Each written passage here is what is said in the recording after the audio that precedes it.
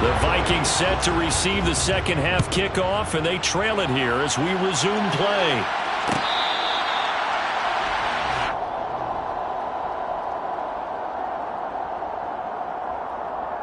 The Minnesota offense about ready to get this next drive underway.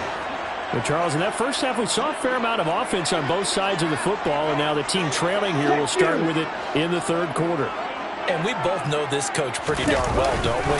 Because his game planning is always on point. And now that he's getting the ball to start the second half, how about all the offense that you already referenced in the first half? He'll put that all together and come out with something really strong, I believe, to get things going here in the third quarter. On 2nd and 11 now. Mon. And he's going to be intercepted a third time. Picked off by J.C. Horn. And he will bring this one back. It's a pick six for a Panther touchdown. Gonzalez now to add the extra point.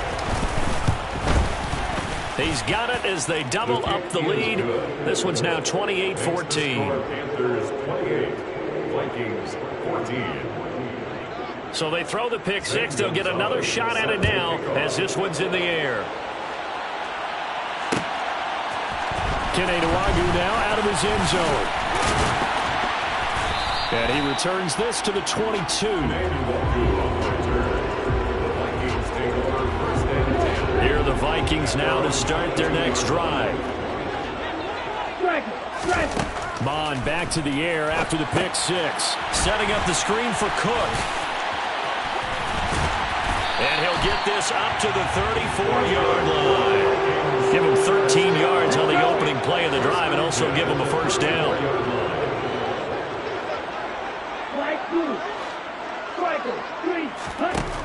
Looking to throw. That is caught. It's the tight end, Tunyon. And they're going to have this across midfield and inside the 45. On 1st and 10, here's Mon.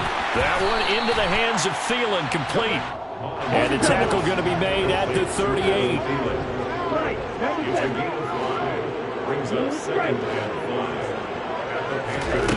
From the 38, Mon.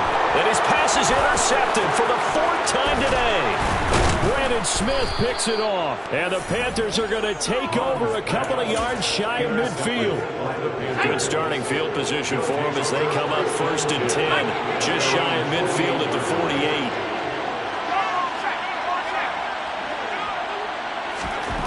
Trying to shake off the interception. He'll look to throw.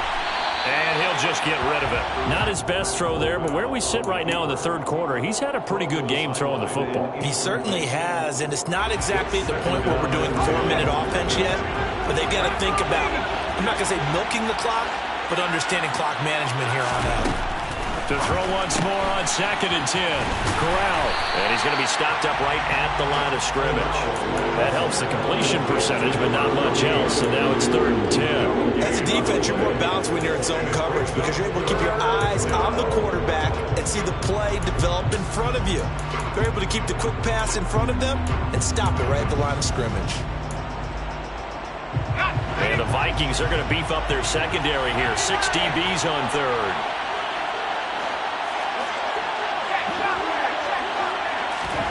On 3rd down, Corral. And a big loss here as he's taken down. Multiple defenders getting to him there for a huge loss. Here's Johnny Hecker now. And the way this offense has moved the ball, he hasn't been needed till here in the 3rd. He punted 5 times in the win last week as this one's away. And a nice job here to down this one right on the 5-yard line. That is how you flip field position. That's an absolute bomb of a punt. Downs it inside the 5-yard line. Absolutely ideal. From that position, you're hoping to get it down inside the 15, inside the 5. Superb.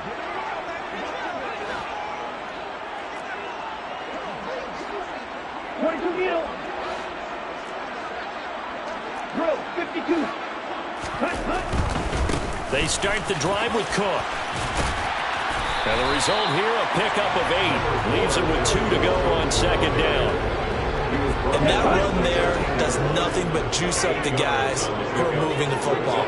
I mean, if you're an offensive lineman, people running it, actually the guy calling plays. You're almost jumping up and down in jubilation, aren't you? And now you've got options on second down. And big-time options. You might want to think about play action and try and get something cheap right here over the top. Back-to-back good plays have them on the move on first down. Now back to throw.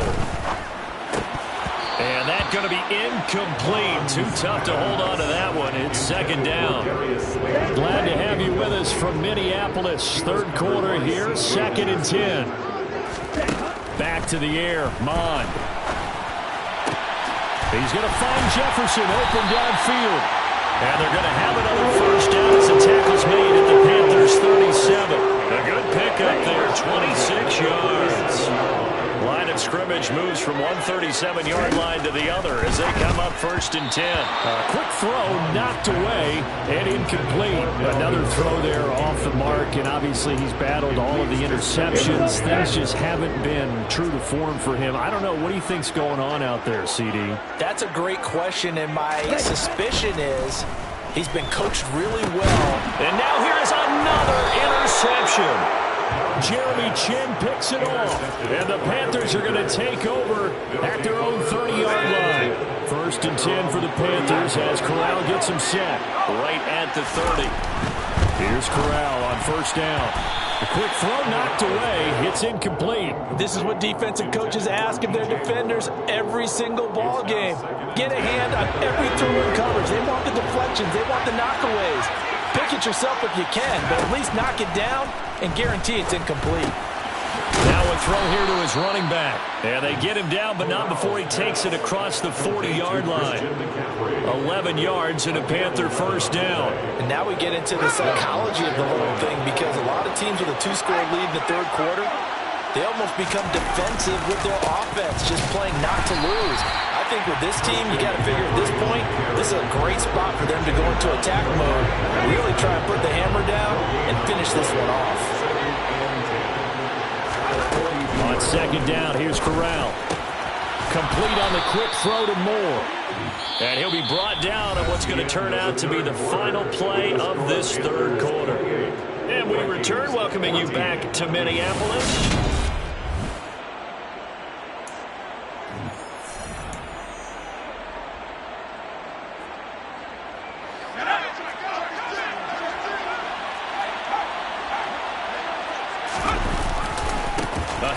McCaffrey running right, and he is going to lose yardage here. Officially, it's a 1-yard loss. That's going to bring up 2nd and 11. He's got exactly what you're looking for, the ability to not just diagnose a play and quickly, but to make a play as well. Nice job there tackling him for a loss. And he is tackled inside the 40, not quite to the 35. 52 yards rushing now on 8 carries for him so far. Line of scrimmage, the 37 on 1st and 10. A first down throw here for Corral. The Vikings after him, and they get there for the sack. The sack recorded. It's a loss of 5, and now it's 2nd down.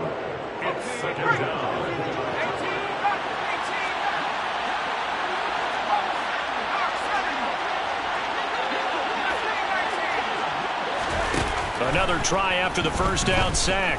Corral. Over the middle, it's complete. And he'll be brought down at the 27. Partner, I like that they're staying aggressive on offense, because to me, this drive is what is known as a put-away drive. You score here, that might put this one to bed. I like the fact that they're playing with confidence and not playing with fear. And some determined running there as he'll pick his way down to the 12-yard line. A 14-yard gain there as they look to improve this 14-point lead. Back to the ground on first, it's McCaffrey. And he's able to get this down to the 5-yard line before he's out of bounds.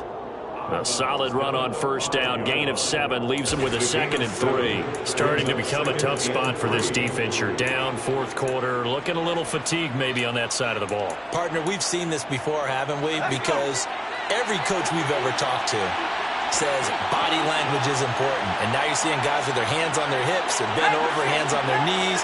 And the offensive guys are just saying, let's just keep running it out, and we've got them now.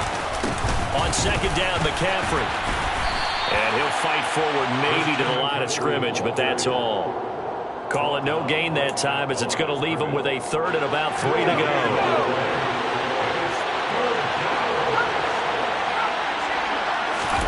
Third down, Corral.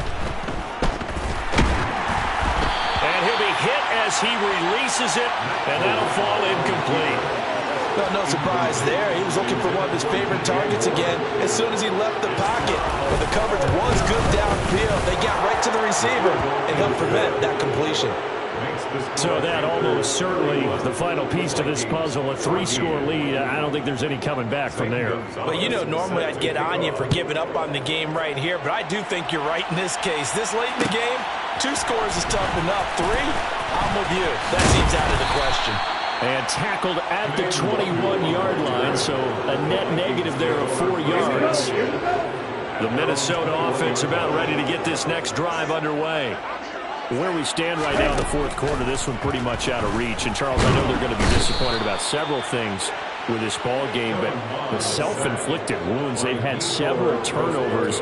You would have to think that's going to be something they're going to discuss heavily in the film session in the coming days. You're absolutely right about that, partner, because they're going to have to sit in that film room and watch every error that they made and figure out how to not do it in the future. And mentally, I think a lot of the guys are already starting to think about, okay, how do we put this behind us and get better for the next time out? This, they'll use as motivation for the rest of the time that they play to hopefully never be in this type of situation again. Now on 3rd and long, they'll look to throw. Got an open man finding Jefferson. And he'll be taken down, but they've got this one up to the 35-yard line. A real letdown defensively. That was 3rd and a bundle, but they allow the conversion. On 1st down, here's Mon. Swinging this out wide here for Cook.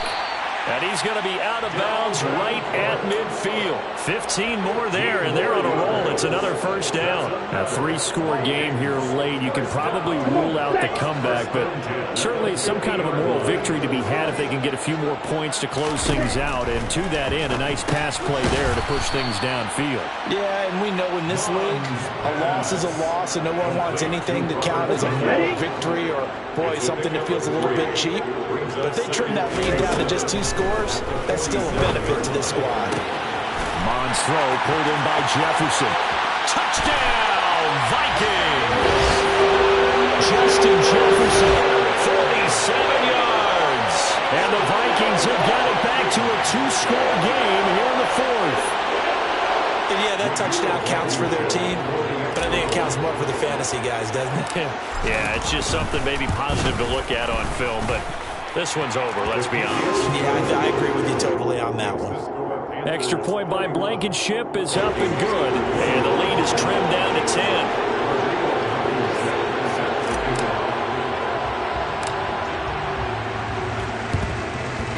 And the Panthers are going to recover here, and that should be enough to get them the victory.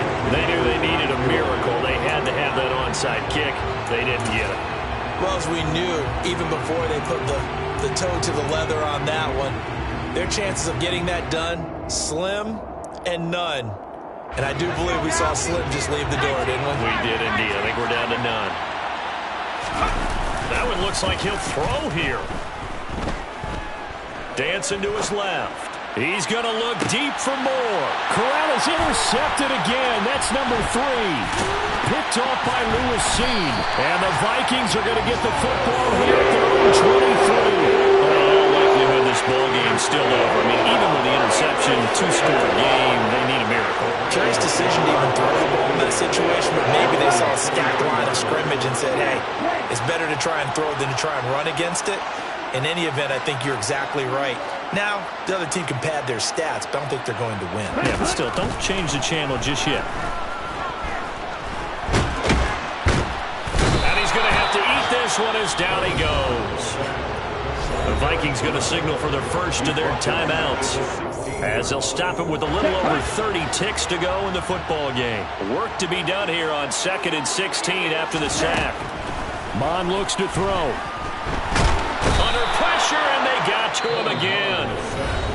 Now another timeout called for by the offense. defense as he'll stop it with 27 seconds showing on the clock. So, Brandon, we've sat in with a lot of coaches, and when they talk about things they want to accomplish offensively, I'm not sure that sack and sack are on their play sheet.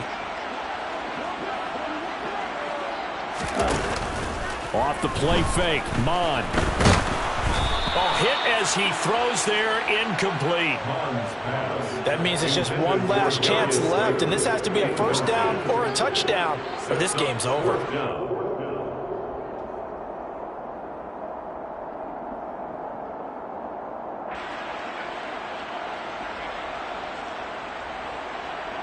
Ready.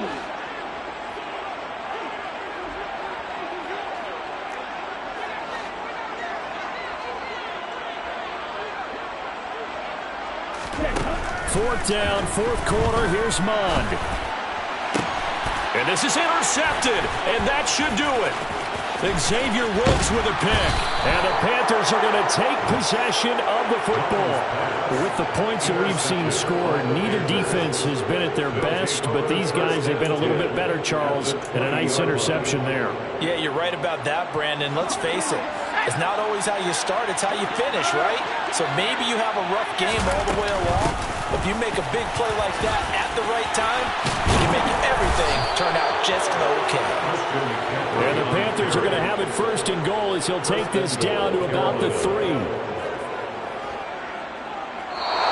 So this one is over. A victory for Carolina. Well, Charles, I mean, when you look at the stat sheet, ultimately one thing